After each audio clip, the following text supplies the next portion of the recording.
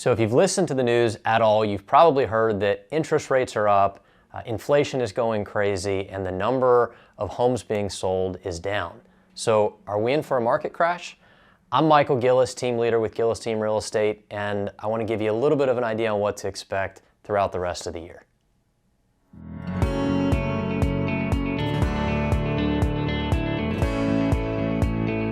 So we're coming off of one of the hottest housing markets in history. And coming off of that, you've heard it all along, at some point it has to come to an end, right? Well, it's hard to say if this is necessarily the end, but we're definitely in the middle of a shift. And so we need to talk about now, what does that mean? What does that mean in terms of interest rates? And then what does that mean for you if you're a buyer and if you're a seller? So let's talk about interest rates first.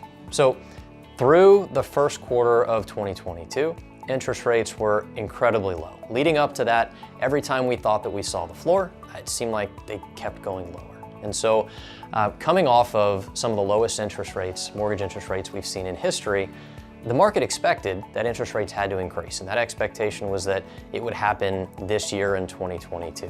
So we've just seen an incredibly dramatic increase in interest rates. And the question is, well, what caused it? Well, what the market hates more than anything else, more even than bad news, is uncertainty.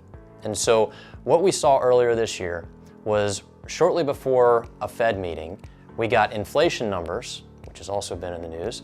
We got inflation numbers that were much, much higher than most experts expected.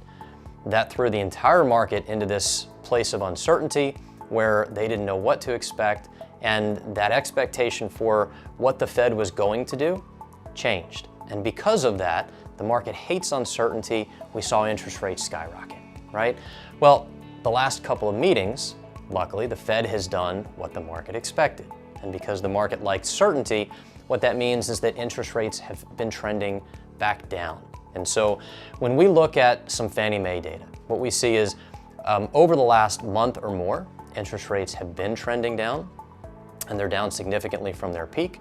But when we look at Fannie Mae's forecast, the expectation is that rates will be almost 1% off of their high as we get into the middle part of 2023. So as we're going forward, we're gonna see some volatility. We may see rates go up and down a little bit, but the long-term trend should be that they're on their way down. So what does that mean for you? Well, one, if you bought a home right at the peak of interest rates, think of it as dating the rate and marrying the house, right? You married the house already. Date the rate. If interest rates get low enough to the point where financially it makes sense, refinance. And that goes for buyers that are looking right now too.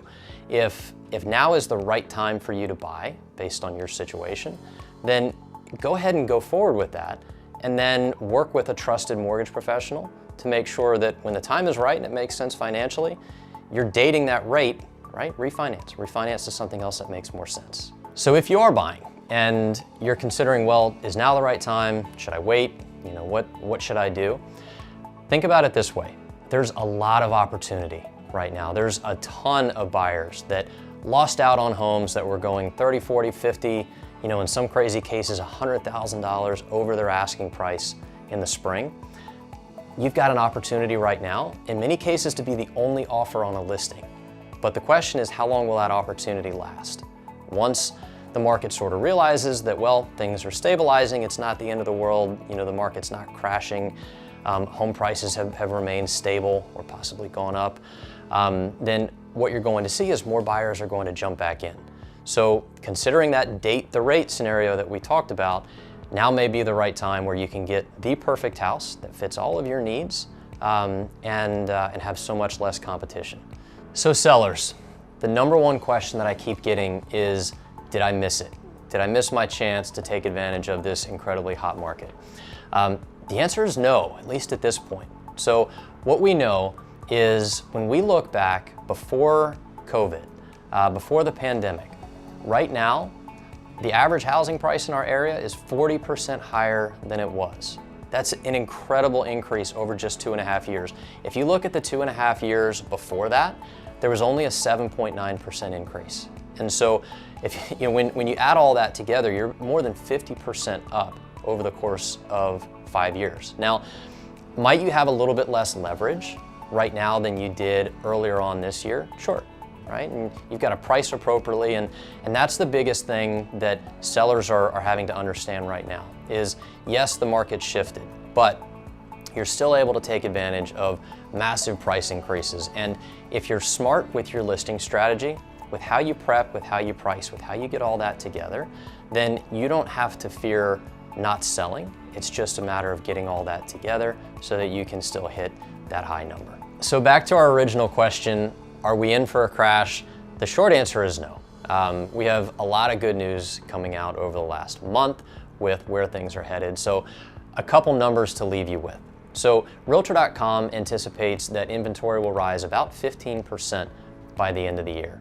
But even with that 15% increase, inventory is still expected to be about half of what it was before the pandemic. And so when we consider that, that means that there's still going to be strong demand with lowering interest rates. There's not going to be an oversupply that's going to flood the market. And when we look at the way that mortgages have been underwritten over the last 10 years, the credit scores on average are incredibly high. These are amazing loans, and so the expectation of a bunch of foreclosures coming on the market is just not there. And so Zillow predicts that over the course of the next year, prices will increase about 7.5%. When we look at this area, that prediction is a little bit lower, anywhere between flat and a few percent. So if we get back to what is a pretty average, 3 or so % increase per year, then that's a really healthy place for our market to be. So if you have questions, give us a call.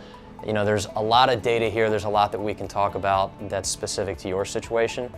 If you have questions, call us. We'd love to talk to you. Thanks. Hey, thanks so much for watching. I'm Michael Gillis, team leader of Gillis Team Real Estate. If you're into real estate, if you want updates on what's going on in the market, home projects, all sorts of cool things, hit the subscribe button down below and watch the next video. See ya.